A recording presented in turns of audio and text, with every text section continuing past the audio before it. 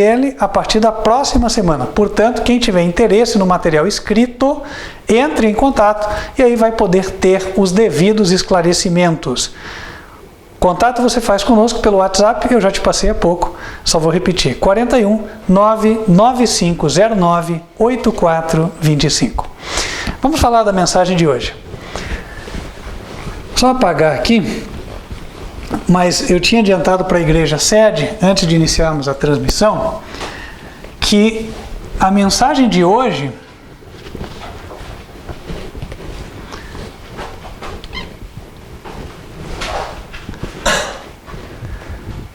ela não deve ser longa, porém é bastante importante.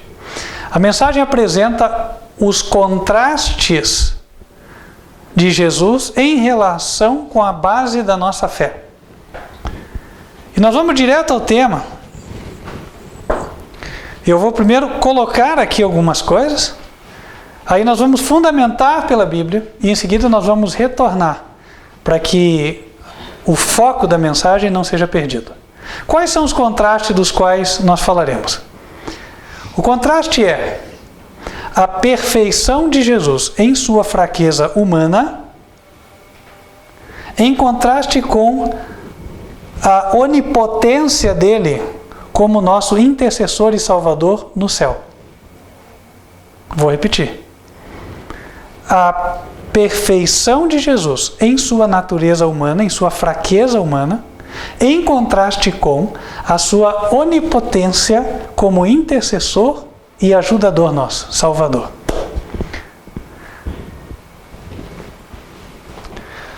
A Bíblia comenta no livro de Lucas, capítulo 2, no versículo 52, que Jesus crescia em sabedoria e em estatura e em graça para com Deus e os homens. Na medida em que, como criança, ele ia se desenvolvendo, se transformando num adolescente, num jovem e depois num adulto, ao longo da sua vida, via-se uma perfeição. As pessoas notavam que ele tinha uma graça especial. Vivia em perfeita harmonia com a vontade de Deus. O que nós queremos dizer com isso? Nas palavras do próprio Jesus, no Evangelho de João, capítulo 15, nós encontramos que ele sempre obedecia os mandamentos do seu Pai.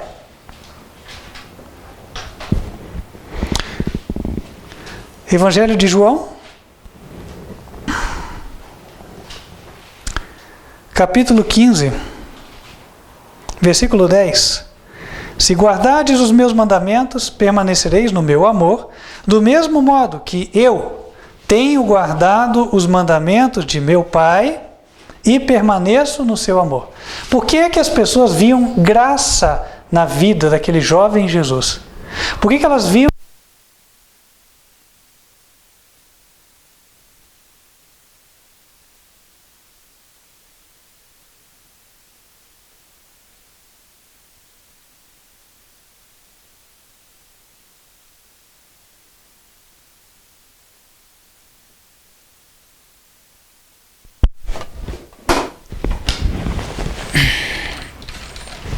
som?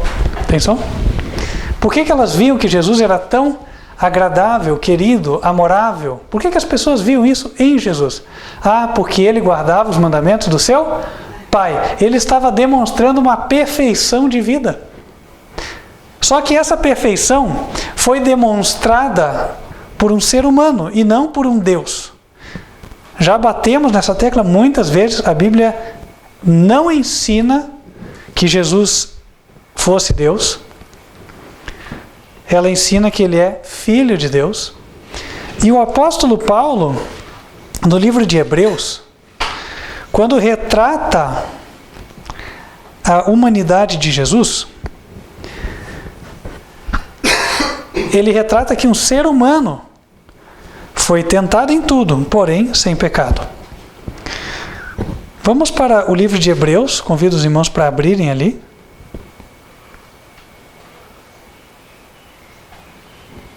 Hebreus 2, versículo 16 até 18. Porque, na verdade, ele não tomou os anjos, mas tomou a descendência de Abraão, pelo que convinha que, em tudo, fosse semelhante aos irmãos, para ser misericordioso e fiel sumo sacerdote naquilo que é de Deus, para expiar os pecados do povo. Porque naquilo que ele mesmo, sendo tentado, padeceu, pode socorrer os que são tentados. Ele veio como ser humano, como nós. O Verbo se fez carne. Quando nós olharmos para Jesus, ao chegarmos no céu, nós vamos ver um ser humano, de carne e osso. Ninguém vai ver um Deus. Vai ver um ser humano. Alguém que foi tentado como nós em tudo. No capítulo 4, versículo 15, a Bíblia diz: porque não temos um sumo sacerdote que não possa compadecer-se das nossas fraquezas, porém um que, como nós, em tudo foi tentado, mas sem pecado. Essa frase tem uma forma de torná-la mais clara, né? Porque ele diz assim: não temos, preste atenção, não temos um sumo sacerdote que não possa se compadecer. Quando a gente estuda um pouquinho de lógica, você vê que essa frase ela pode ser equivalente a uma outra. Existe nessa frase o que a gente chama de dupla negação. Não aqui e não aqui. Quando há uma dupla negação, eu posso cortar os dois nãos e a frase não perde seu sentido. Leiam agora, por favor. Temos um sumo sacerdote que pode se compadecer. Temos um sumo sacerdote que possa se compadecer. É até mais simples, né, de entender. Sim. Então, nós temos alguém que sente as nossas dores no céu e que viveu elas aqui na terra. Ele foi um ser humano, mas como ser humano foi perfeito. Foi tentado em todos os aspectos como nós somos tentados, porém nunca foi derrotado. Muitas vezes o ser humano se desculpa: mas me provocaram, né? Sempre tem uma desculpa, uma justificativa. Jesus não precisou apresentar nenhuma justificativa porque ele simplesmente nunca caiu. E tem um detalhe muito chamativo nessa experiência de Jesus, ao qual nós queríamos chamar a atenção dos irmãos. Encontra-se no livro de Evangelho de Mateus, capítulo 26,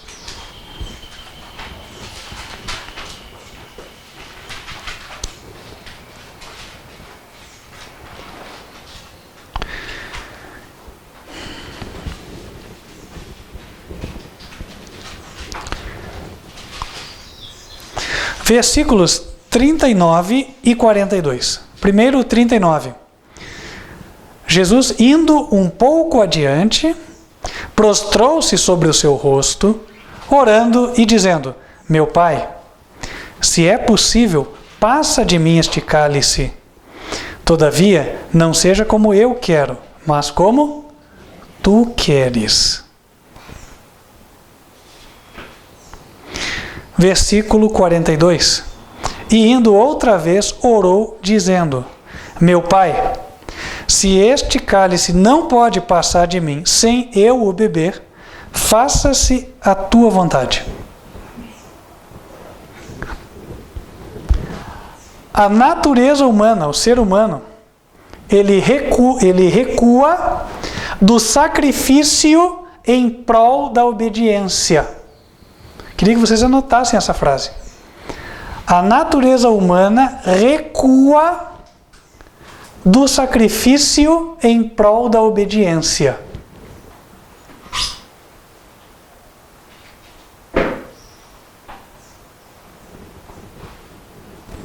Mas Jesus obteve a vitória sobre esta fraqueza. Vou repetir. A natureza humana recua do sacrifício em prol da obediência. Mas Jesus obteve a vitória sobre esta fraqueza. Isso é o que garantiu a perfeição dele. Irmãos, a razão dos nossos erros jaz aí. Por quê? Quando a vontade de Deus não é a minha vontade, então eu não faço. Muitas vezes. E por que eu não faço? Não! Eu vou deixar as coisas boas da vida? Quem nunca escutou isso? Né?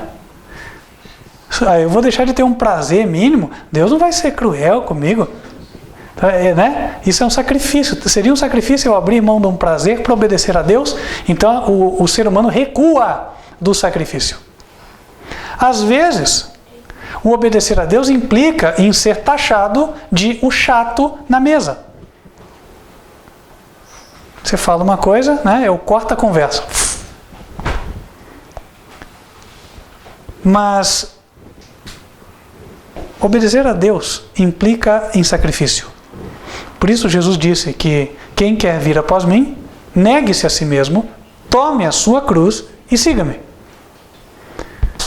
Pode ser que obedecer a Deus implique em abandonar algumas roupas, alguns pingentes, algumas pinturas, né? Deixar de mostrar partes do meu corpo quando eu vou sair. E aí falar, não, mas eu vou sair que nem uma velha feia, né? Eu vou sair por uma demodê. Não se usa muito essa palavra mais hoje, né? Demodê, fora de moda. Um ou outro fala, né? Mas é raro. Eu estou tentando me lembrar alguma vez onde eu tenha escutado. Lembrei uma vez, vários anos atrás, né? Então, o que acontece é, o ser humano recua do sacrifício. E Jesus, ele era um ser humano. Olha o que aconteceu ali. Pai, se possível, passa de mim este cálice. Não estava fácil. As coisas mais difíceis de sofrer são as injúrias dos parentes. Né? Quanto mais você ama uma pessoa, mais o que ela faz contra você dói. Então, se você já está nessa etapa, pode saber que Deus entende que trabalhou bastante com você já. Dá para entender a coisa? Né? Que outras que seriam mais fáceis, Deus já te fez passar. Então você está avançando. Glória a Deus por isso. Ele está te moldando. E Jesus estava ali na pior das agonias. Ninguém vai passar por aquela. Naquele momento ele estava recebendo os pecados do mundo inteiro, de todas as épocas, sobre si. Uma ocasião misteriosa, incompreensível para nós, mas era justamente isso o que estava acontecendo. Sentindo a plena separação de Deus por carregar todos aqueles pecados. E ele dizia, Pai, se possível, passa de mim este cálice. Mas em seguida, ele diz, se este cálice não pode passar de mim, sem eu o beber, faça-se a tua vontade, não a minha. A natureza humana recuava do sacrifício, mas a mente tomou a decisão, apoiada em Deus. E em Deus, Jesus venceu. Como é que ele teve essa vitória? Abram lá em Hebreus capítulo 5. Não foi uma vitória na força do humano, na força que Jesus tinha e que nós eventualmente não teríamos. Hebreus capítulo 5, versículos 7 e 9. 7 a 9. O qual, nos dias da sua carne, oferecendo com grande clamor e lágrimas, olha o que Jesus fazia, grande clamor e lágrimas, orações e súplicas ao que o podia livrar da morte, foi ouvido quanto ao que temia. Ainda que era filho, aprendeu obediência por aquilo que padeceu. E sendo ele aperfeiçoado, veio a ser a causa de eterna salvação para todos os que lhe obedecem. Qual a razão de Jesus ser o nosso Salvador? É o fato dele ter sido perfeito. Porque ele foi aperfeiçoado por Deus, por meio da oração, coisa que nós podemos fazer, por meio das súplicas. E aí, Deus o aperfeiçoou. E porque ele ficou perfeito, ele foi a causa da nossa salvação. A nossa salvação não reside no que nós fazemos de bom ou deixamos de fazer de bom. Tem gente que está desesperado aí porque cometeu erros no passado. E possam ser muitos. E está cometendo frequentemente. Só que lembre-se, a tua entrada no céu não é garantida pelo que você fez. Ela é garantida pelo que Jesus fez. E o que Jesus fez foi perfeito. Então você nunca tenha dúvidas com respeito à tua entrada lá. Com respeito à tua salvação. Ela é garantida porque o sacrifício dele foi perfeito. Ele é a causa da eterna salvação, não é você. Escreva. Jesus é a causa da minha eterna salvação. Escreva aí. Essa frase é importante, você vai precisar dela muitas vezes na tua vida. A perfeição de Jesus é a causa da minha salvação. E põe o texto bíblico, porque na hora H a gente esquece, não é? Então se você tiver, vai poder consultar, recorrer. A perfeição de Jesus é a causa da minha salvação. E aí, nós justificamos o porquê que o foco da mensagem era apresentar o contraste. Temos a perfeição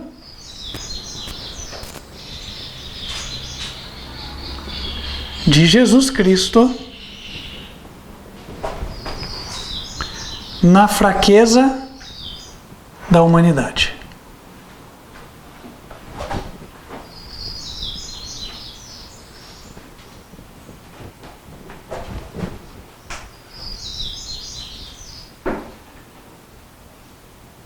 Aqui.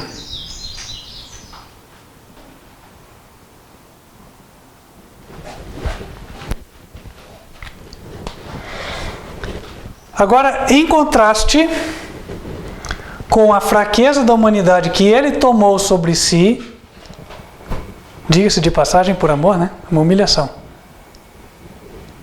Para quem era o Filho de Deus, na forma de Deus, né? Em contraste, nós temos a onipotência de Jesus como intercessor e salvador. É o que nós vamos ver agora. Jesus ressuscitou, foi ao céu, e aí voltou para fortalecer a sua igreja na terra. Foi quando, no Evangelho de Mateus, capítulo 28, versículo 18, ele disse o seguinte: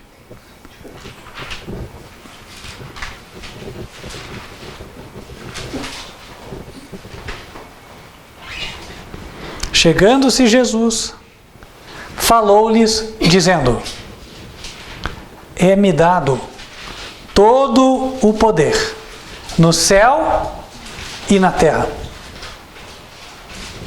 É-me dado todo o poder, no céu e na terra. O que isso significa? Ele está no comando do universo. Não só das coisas que dizem respeito à Terra, ao nosso planeta, mas que ocorrem em todas as partes. Na mesma linha, nós encontramos o texto de Efésios, capítulo 1. Convido os irmãos a abrirem lá. Efésios, capítulo 1, versículos 20 a 22. Falando da obra de Deus. Diz que Deus manifestou sua obra em Cristo ressuscitando Cristo dos mortos e pondo-o à sua direita dos céus, ou nos céus, acima de todo principado e poder e potestade e domínio, e de todo nome que se nomeia, não só neste século, mas também no vindouro. E sujeitou todas as coisas aos seus pés. Ele está tão por cima que está tudo sob os seus pés.